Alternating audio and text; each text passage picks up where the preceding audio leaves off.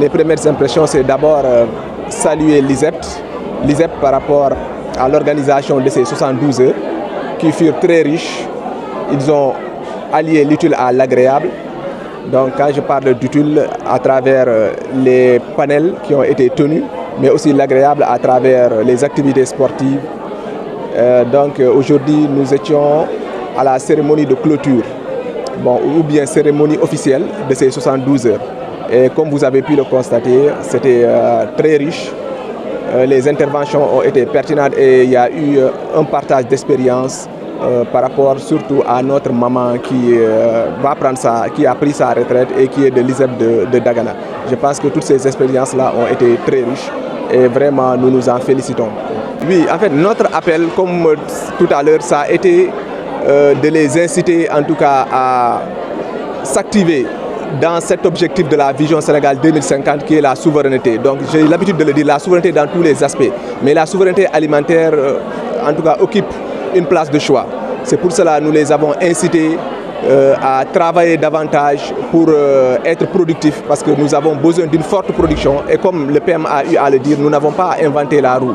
On sait que les pays développés sont passés d'abord par le secteur primaire avec une forte production, ensuite le secteur secondaire avec la transformation et le secteur tertiaire avec les services, la commercialisation.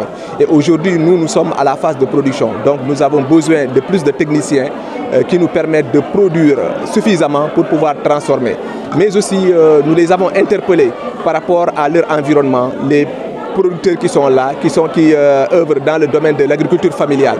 Et nous savons qu'aujourd'hui, notre gouvernement mise essentiellement sur l'agriculture familiale.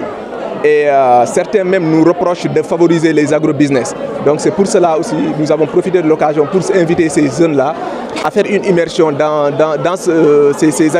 auprès de ces agriculteurs-là qui sont tout autour, de les aider, de pouvoir apporter leur expertise pour qu'ils puissent améliorer leur rendement.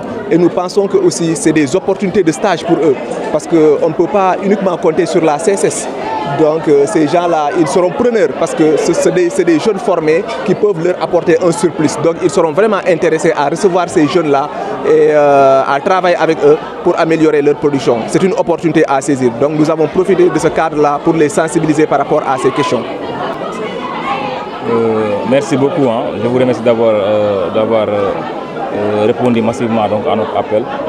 Pour ces 72 heures, donc, je dirais qu'on est très satisfait de l'organisation parce que c'est des journées annuelles donc, qui permettent à ces jeunes-là de s'épanouir, mais également de pouvoir s'exprimer et de montrer leur talent plus ou moins et de partager tout ce que nous faisons ici à l'ISEP. Donc c'est des journées culturelles, en même temps sportives, mais également scientifiques. Donc, que nous venons d'assister sous le parrainage donc, du PCA de la SONAGED qui n'a ménagé aucun effort pour répondre à notre appel. La particularité de l'ISEP de Richard Toll, c'est surtout l'écosystème. Parce que pour les ISEP, l'écosystème est déterminant. Donc notre cœur de métier, c'est l'agriculture avec grand A. Donc, et nous savons bien que le département où nous sommes, donc les potentiels que nous avons ici, c'est l'agriculture et l'élevage.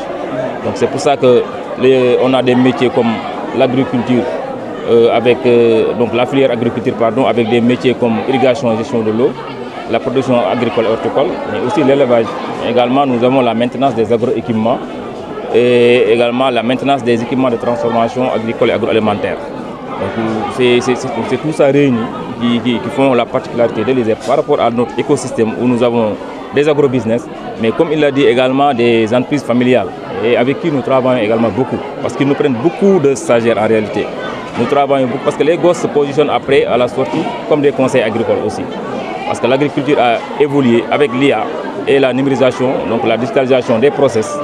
Nous avons même signé une convention avec un partenaire qui est dans ça, qui outille les gosses et même les agriculteurs, donc analphabètes qu'ils forment sur place pour l'agriculture de précision.